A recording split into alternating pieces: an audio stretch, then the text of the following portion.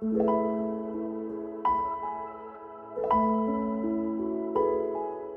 name is Anna, I am a working artist, and this is a tour of my ceramic studio. It's about 600 square feet, and I share this space with 2 other potters and a painter. Our studio is on an arts campus that is home to commercial art studios, a theater, dance studios, galleries, and artist residencies. It's a great community with a lot of artists of different disciplines, and there's a lot of community events and opportunities to sell work and get our names out there. And here is our studio. We're allowed to decorate whatever parts of the hallway are touching our studio, so we painted our bit orange. One of my studio mates dries botanicals and creates arrangements and wreaths, so we have those out, and also a little display case for our pottery. Now inside our studio, this first little zone is for displaying our pieces. It's so nice to have some space to keep finished work, so if customers stop in, we can show it off and sell it easily. The potters take up the shelves, and then Suna displays her painting here and uses her easel here too. On this next side of the room, those of us who make pottery have our wheels, and we all have some shelving space. I have 2 full shelves, one behind my wheel, one that I use for storage, and then I have a little shelf in front of my wheel. The shelf behind my wheel I mostly use to put pieces on as I throw them, and to store in-progress wares. My favorite thing about them is that they're detached, so I can use them like wear boards and move them around the studio as I need. On the bottom of this shelf, I store my clay, and I keep some buckets that I put clay scraps in for reclaim. Next to my wheel, I keep a cart with bats and some miscellaneous tools, and then on the table in front of my wheel, I usually set things down while I'm working on my wheel, like tools and the clay I'm about to throw. I use my other shelf for storage. On these bottom 2 sections, I generally keep my market supplies, like the crates I use to transport and display my pots, and also tablecloths. Here I keep all of my underglazes and any other miscellaneous tools I have but don't use in my everyday rotation. The top shelves are reserved for overflow finished work, my table liners, and this bin that I keep some shipping supplies in.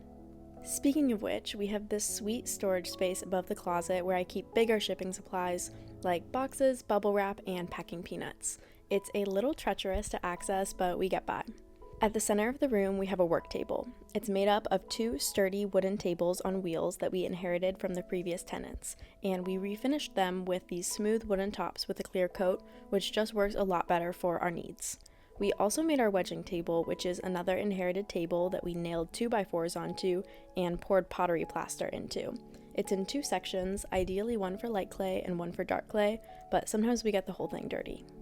This studio space is amazing, and it's definitely my favorite place I've ever worked out of, but the one downside is that we do not have a sink.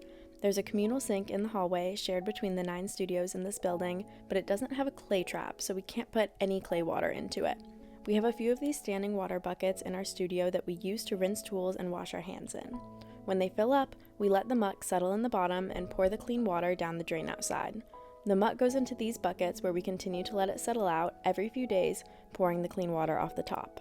When it's warm enough, we pour the muck onto canvas stretched over bins so that the water can strain through, and then we throw out the dehydrated muck and dump out the clean water.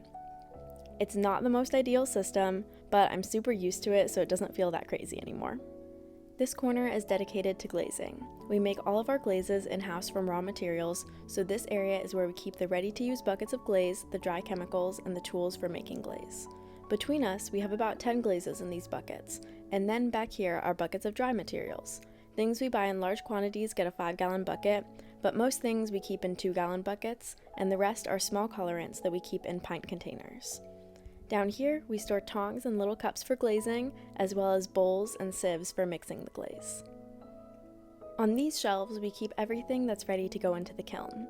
As we ebb and flow as a studio, sometimes we use the shelves entirely for greenware or entirely for glazed pieces, but for the most part, one section is for greenware, one is for pieces glazed for cone 6, and one is for pieces glazed for cone 10. In the back right here is the kiln. It's a Scut 1227, which is almost 10 cubic feet. We fire bisque in here to cone 06 and glaze firings to cone 6, though I believe it can go to cone 8. Next to it, we keep kiln shelves and kiln posts on a wire rack. I don't fire to cone 10, but one of my studio mates does and pays to use this gas kiln that belongs to a neighboring studio. Finally, this last little corner is where we recycle clay scraps into usable clay again. It's just a wire shelf with plaster slabs, which we made ourselves by pouring pottery plaster into plastic bins and then popping them out after they set up. And that's the studio. Thanks for watching, and check out my website for information about when I'll have more work available. Bye!